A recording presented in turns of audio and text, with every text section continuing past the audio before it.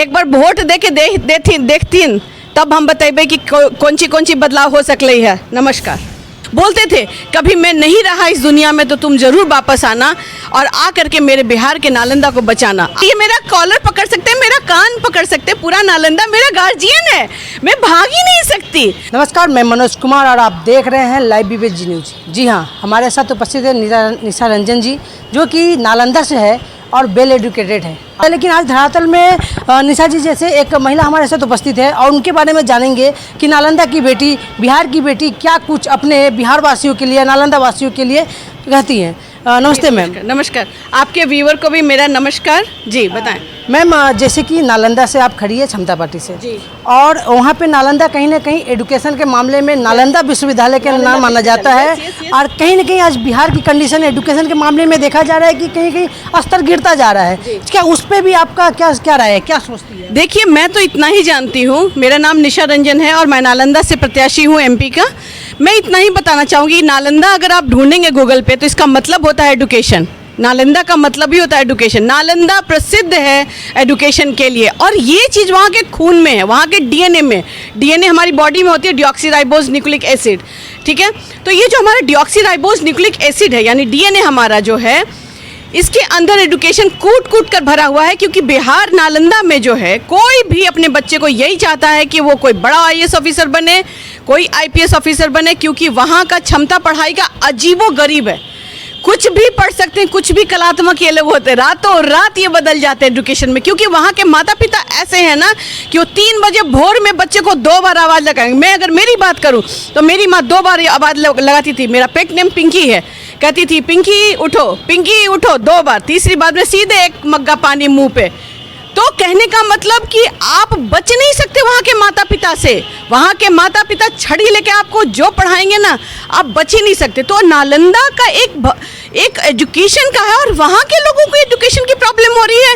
जो पूरी किताब रट जाते हैं उनको प्रॉब्लम हो रही है। मैं तो ये देख करके ही दंग रह गई और तब मैंने तय किया कि मैं वापस आऊँगी। जबकि लोग पलायन कर जाते हैं बिहार से, वापस रुख नहीं करते। Nalanda Bihar, oh my God, कौन जाएगा? क्योंकि वहाँ तकलीफ बहुत है। लेकिन हर तकलीफ, आपको लगता है क्या मुझे तकलीफें नहीं आ रही है? मुझे भी बहुत तकलीफें आ रही है। लेकिन उन सब तकलीफ़ों को दरकिनार करके मैं नालंदा के लिए आज, उनकी बेटी, नालंदा की बेटी, आज खड़ी हूँ। मैं उनके लिए, उनकी मुसीबतों को सुनने के लिए तैयार हूँ मैं आज। जैसे मैम लोकसभा चुनाव का बिगुल फूंक दिया गया है, सभी प्रत्याशी अपने लेवल पे मनभावक वादाएं कर रहे हैं, लोगों के प्रति बता रहे हैं कि हम ये कर देंगे, वो कर देंगे, कहीं तो फ्री के लॉलीपॉप भी बांट रहे हैं। तो ऐसे में आपकी बेसिक मुद्दाएं क्या होंगी जो कि नालंदा से कनेक्ट हो?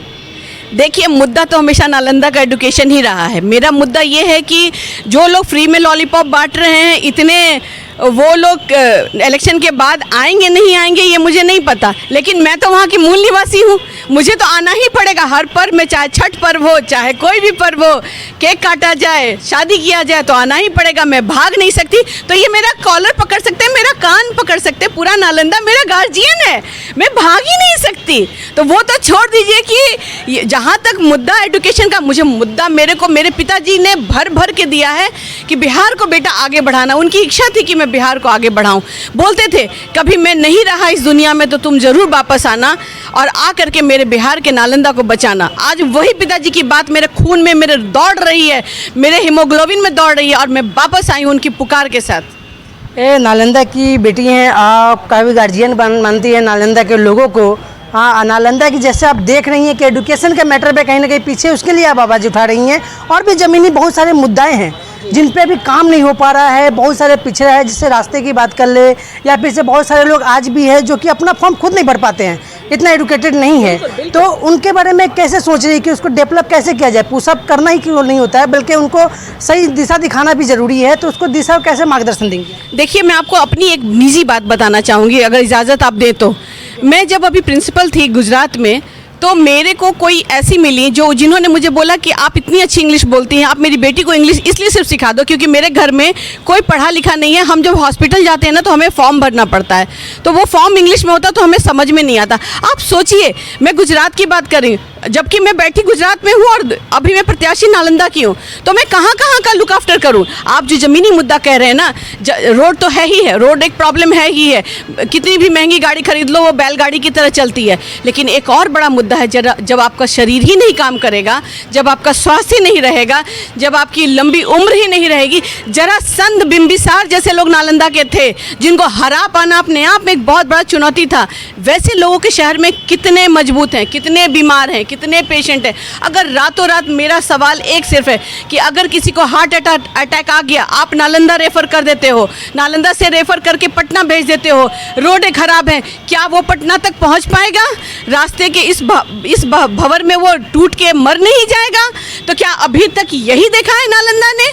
तो इस चीज़ को मुद्दे की तरह से आप लोग लीजिए। मैं जनता को ये दरख्वास्त करना चाहूँगी कि बीमारी के ऊपर भी प्लीज़ सोचिए और इस चीज़ को मद्देनज़र रखते हुए प्लीज़ मुझे वोट देने का सोचिए, एज ए महिला भी और एज ए प्रत्याशी भी।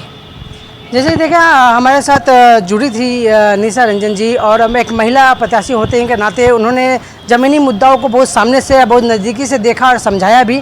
तो आप इन्हें वोट कैसे करेंगे, किस मुद्दे पे करेंगे, ये तो आपके हाथों में छोड़ते हैं। देखते रहे हमारा न्यूज़। जय हिंद, जय भारत।